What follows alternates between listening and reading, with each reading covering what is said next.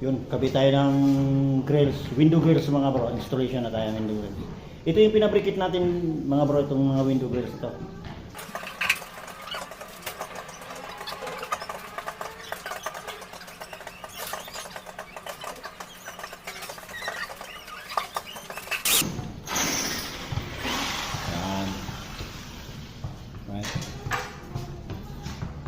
Tinutoks na lang natin siya mga bro, pero in case na tatanggalin siya, madali siyang tanggalin pag nakatoks at saka nakatornilyo talaga siya.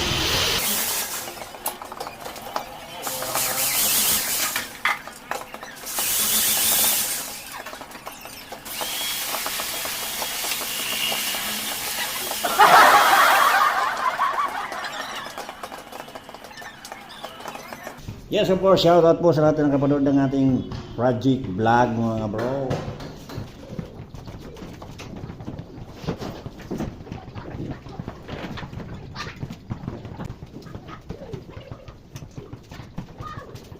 Ayos. Napakaganda mga bro. Yan mga bro, napakaganda. Yan. Ganyan na siya kasimple ikabit mga bro. Simpleng design sa window grills pero maganda siya tingnan. Alright. Ganyan. Yan ang window grills natin dito. Ito yung number 4 na room. Yan, nakabitan na natin ng window grills. Ito yung number 3. Nakabitan na rin natin. Ito number 2 na window grills. Ito yung number 1 mga bro. Ayan. Tsaka yung kabilang window mga bro, nakabitan na rin yun. So bali 5 window grills ang naikabit natin ngayong araw kasama yung pagpipintura mga bro. Alright, ayan, napakaganda na tingnan mga bro.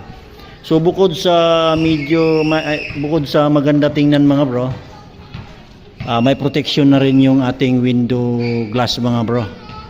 Yan, hindi kagaya before na medyo maiilang ka, magsasandal-sandal. Ngayon medyo kampante ka ng sumandal kasi meron na siyang protection.